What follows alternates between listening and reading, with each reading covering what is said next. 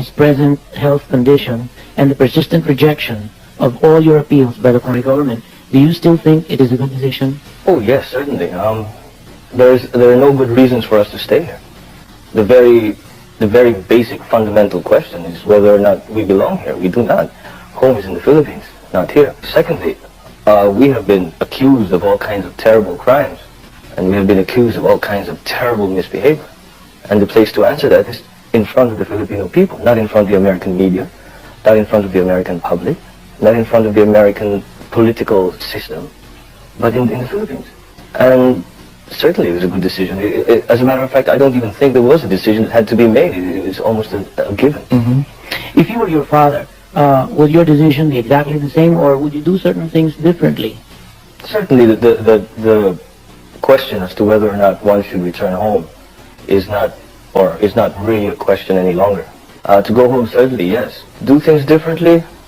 Who knows? It's very hard to say. I wouldn't be one to second guess him, but perhaps we see things in a different light now than we did 3 years ago. Has the family discussed any plans in the event of the inevitable happening, God forbid, to your father? Oh, certainly, yes. Of course, all the practical considerations have been discussed, and all the practical plans as to the disposition of there's no other way to put it, the disposition of the family certainly have been discussed, and I suppose we have a pretty good idea what to do. But this is the whole problem. The powers that be in the United States will determine what we can and cannot do. And although we may want to do certain things, we may not be allowed to do so.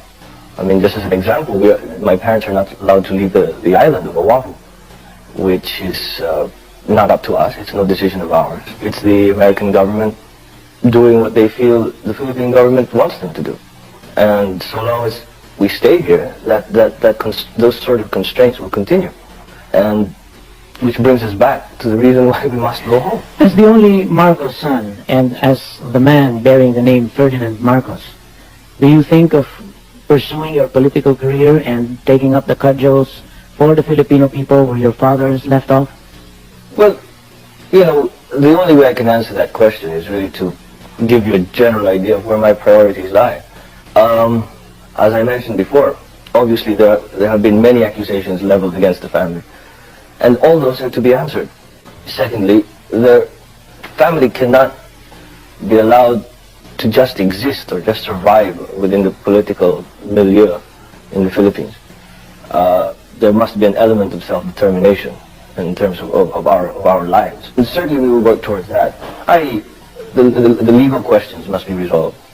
The legal accusations must be answered. We must be able to live a life that is dignified and honorable. And it's a simple wish, but it seems to be something that they're not willing to give us, and therefore I will do everything I can to achieve that. As to a political career, well, it would seem that most of the time one finds oneself in a political career because of something that one believes in. Considering what has happened in the last 3 years, it would seem that is the sort of direction that one would inevitably take. I would certainly champion any cause that would try and right any injustice in the Philippines. If there's one thing the old man has instilled, I think, in all of us children, is a great nationalism and a great desire for equality and egalitarianism in the country.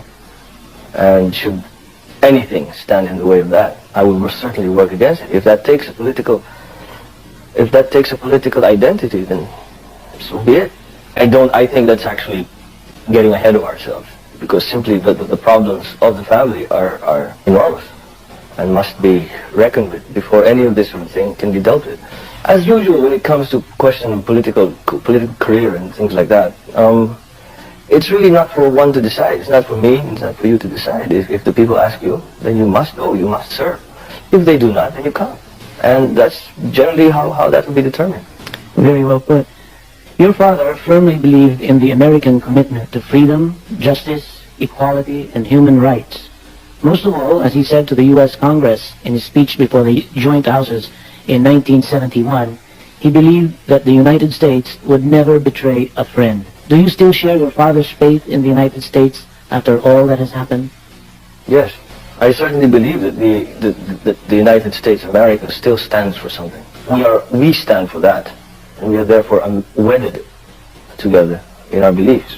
I think that what happened in '86 was a failure of the American system. I think there were personalities or cliques within the system that decided at some point to put us away. I sincerely believe this was a mistake for the Philippines and for the United States.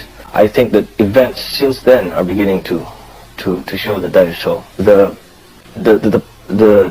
plight of the average Filipino has worsened. Pag-usapan na lang natin ng bulunggong kung gusto mo. And the Americans and the specific interest of the bases, the American bases in the United States, their hold on that has become more tenuous in the last 3 years. And therefore, for the Philippines and for the United States, and I dare say for the Southeast Asian countries for whom democracy is important, for them all, I think this has been a mistake. Now, this is not to say that America has turned on us. Perhaps the powers that be did what they believed was the right thing, having been told what they were told, which unfortunately wasn't true. I just wish, I just hope that they will realize what is truly going on back home. What you and I know, what the country knows, what the average Filipino knows. Life is harder. People are going hungry. The communist insurgency grows worse by the day, no matter what they say. Peace and order in the cities, in the countryside, is getting worse. And no matter how you put it, no matter what ideological buzzwords you care to bring up, that in the end is the measure of the success or failure of your program. And having said that, I will not sit here and tell you how life is in the Philippines. I haven't been there in 3 years. I will ask you, how has it? Has it succeeded? Has it failed? Okay. Can you tell us, therefore, how you feel about the Filipino people in general now, 3 years after EDSA? No different. I do not believe that what happened at EDSA was I think it was a terribly well organized. I mean, it was very well done, very well organized. I'm sure there was a core group in that who believed. There were mistakes in my father's administration, for which I'm sure people were hurt.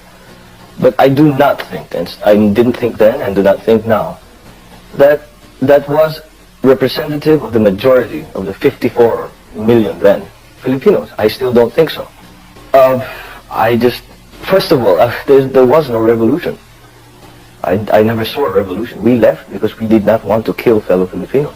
We left the palace to go to Ilocos. We were tricked into coming to Hawaii. And I don't see in that a revolution. I cannot see how that constitutes a revolution. I cannot see, you see, it's impossible for me to differentiate how do I feel about the Filipinos. How do I feel about myself? I'm one of the Filipinos. It's impossible for me to say, I think about Filipinos that way. I think about myself in a certain way. I think about them in the same way. I'm a Filipino. I love my country. I love the people more than I love my country more than any other place in the world. I've been everywhere. I love my people more than any other people in the world. Perhaps I'm prejudiced. Now, so be it. No, nothing has changed. Nothing has changed. Not one tiny little bit. I can't see why it should. They haven't changed. I haven't changed. It's the same. Is there anything you would like to say to address yourself directly to the Filipino people, perhaps in our own language? Well, in spite of how far we are, nandito kami ngayon sa Honolulu, malayo-layo kami sa inyong lahat. Nalalaman namin at naririnig namin ang mga nangyayari sa ating bayan. Asahan ninyo na gagawin namin lahat ng kaya namin gawin upang kayo tulungan. But the Filipinos must come to a political maturity at this point in their history. Filipinos must understand that they must exercise their political will for what they believe to be right and what they believe to be just. We know the conditions that they find themselves in now. We know what life is like in the Philippines now. They know much better than we do. They must now exercise their political will, their political energy to make changes, to make their lives easier, better, and correct. And it's a turning point in the history of our country. It's a turning point in the maturity of political maturity of the general populace. And I think, knowing Filipinos as I do, that we will do the right thing. Salamat po sa patuloy na panunood dito sa ating munting channel. Please like and subscribe.